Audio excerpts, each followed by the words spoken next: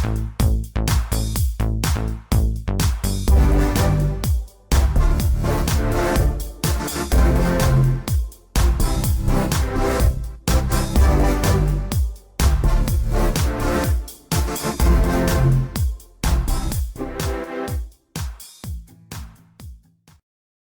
guys, Ralph here. Now I've been shopping again. Lately I've been doing the Acorn Electron series, getting the Acorn back to as it should be. This isn't that one. I now have two Acorn Electrons. I went to the auctions on, it was a little while ago, so it's been a while being sat in here. I wanted this specific Acorn Electron for the Interface 1, because I don't have one in the garage. I had the other one, which is just the keyboard. Everything's fine. I'll do a strip down video of this one eventually, because this is actually a different model interior than the one I've already got. The other one I got with one of the first models, this is one of the last ones, so it's actually quite good that I've got a comparison beginning to end. But what I want to do a video on is the Interface 1. I don't have an Interface 3, would love one. The Interface 2, on the other hand, is a completely different animal. It kind of is, but it isn't. But you can put different mod chips on if you wanted to. But the outer casing is not similar to this. The Interface 3 has disk drive on the side of it.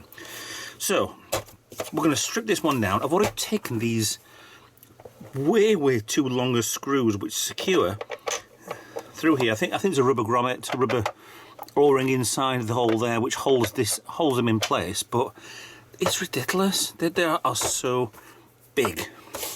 So I can't do much of a tear down and restore. I'm just tear down on this one. I was going to do a full tear down, retro bright, and get this on the other one looking absolutely brilliant. But the weather in the UK is shocking. So, Acorn Electron Plus One, Acorn Computers, 1994. Now, simple on this, nice little serial code, 1, 2, 3 screws to get into it. But we'll go around it first anyway. It does actually tell you that this one is a printer. So, nice little printer port there. Doesn't tell you what that is. It looks more like a joystick port, to be honest. And on the side, nothing. Front, you have the nice connection port there, and then nothing on there. So it's basically just an extra 2 cartridge slots, which you didn't on the Electron. Because on the back, all you had was that. So you could, I suppose, technically, no, I don't think you would be able to put that into there. I'm not counting how many pins there are, but obviously it wouldn't fit, but your motherboard would have to be taken off. But that's not really what that's here for.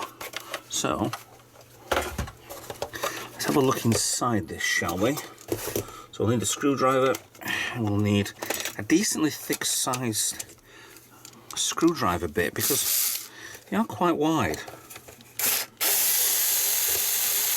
It's almost like these are overkill for what you need. But from 1984 to now, they have survived. So maybe it was a good idea. Alright, now I have no idea if I've missed anything. I don't think there's anything there. I hope there isn't anything there, no. Aha.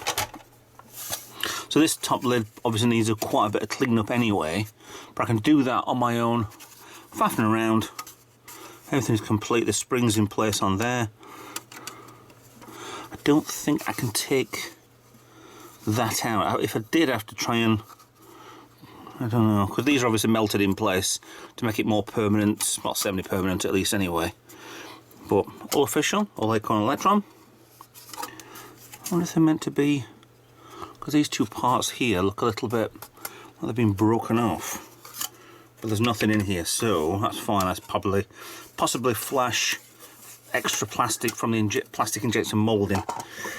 Oh, okay, so we have another plastic cover piece there, and we're into the board. And we have 1, 2, 3, 4. I'm going to take these off anyway.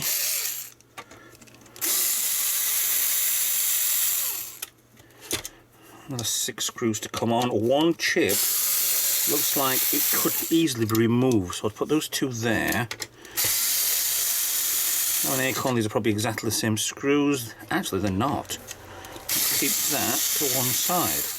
All four of these should be the same.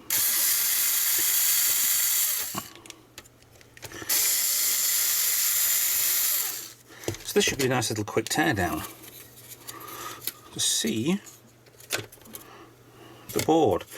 Rear plastics, yeah, could do a bit of clean. Retro bright a little bit. And those are the rubber gaskets that hold in place the screws. They are quite hard plastic, but they're still rubber, plastic, whatever. So I'll keep those out of the way for a minute. Put it back together. I'll probably clean those while I've got this off anyway and do a retro bright in another day. So, see, +1 issue 2. Okay, cool.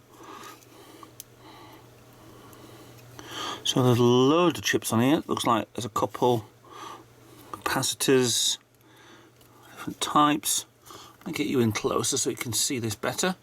Go from right to left this time, I think. Bottom chip can be removed.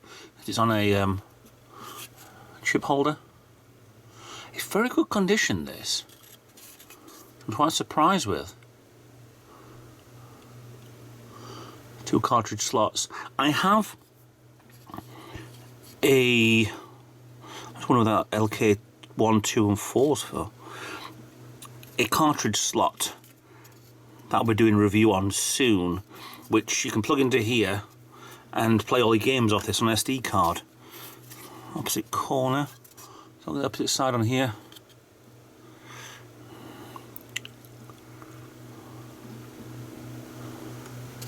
Acorn and BBC did love the lines. It's a lovely straight board, very nice. I can't see anything wrong with the board, which is good. Very good indeed. Because the last thing I want to do is a lot of soldering on something that's 84 to now, that's 36 years.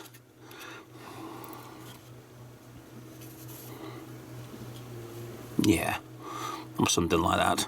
Depends on when you're watching this. But it's not. It's not 36 years. It is 36 years. Yeah. Okay. Definitely getting old. The IC14. It looks like it could be replaced by something bigger. I don't think the guys chipped this down at all, but it is. Yeah. If that's meant to be like that, instead of missing out the last 4 chips on the end. Oof, bit of dust in here. What I think I'll do is I'll give this a bit of clean down while I'm in here. Reassemble. That's a lovely piece of engineering there. From the year that Big Brother was supposed to be watching us. 1984. I'm not sure if that cap's actually started to go. I don't think it has. I've got a 47 ultrafarad capacitor anyway. I might swap that over. There's no sign of leakage at all. I don't think so. So, we'll give this a clean, put it back together, and we're job done.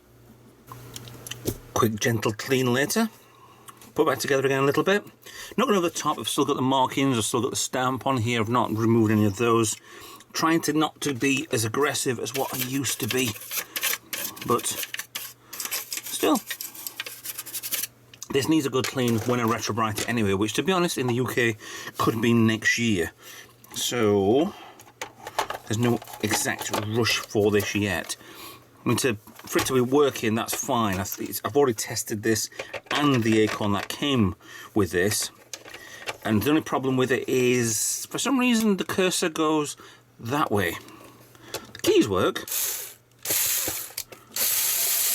but the cursor wants to go left. So I don't understand that.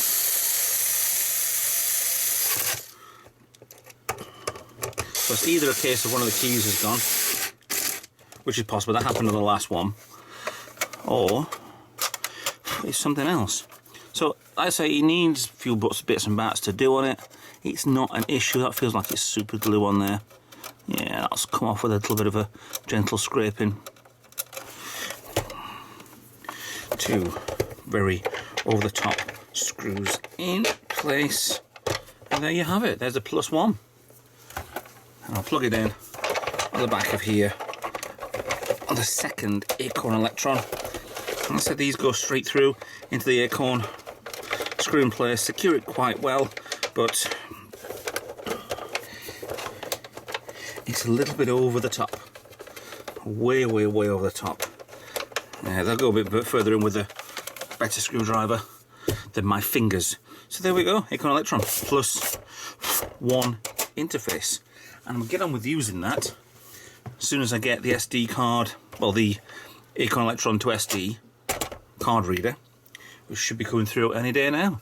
So with that in mind, thanks for watching. Please like and subscribe. Follow me on social media. If you want to donate something to the garage, please get in touch. One last thing actually with this. £25. I know, believe it or not, it was actually £25. Then there was a fee on top, which will put it up to £31. And I picked it up not far from here. There. Bargain. Absolute bargain. Even if it doesn't work properly, this one, it's absolute bargain. So, thanks for watching. Please get in touch if you want to donate something. There'll be a Patreon. Then the link's down below. Otherwise, I'll see you in another video. Bye for now.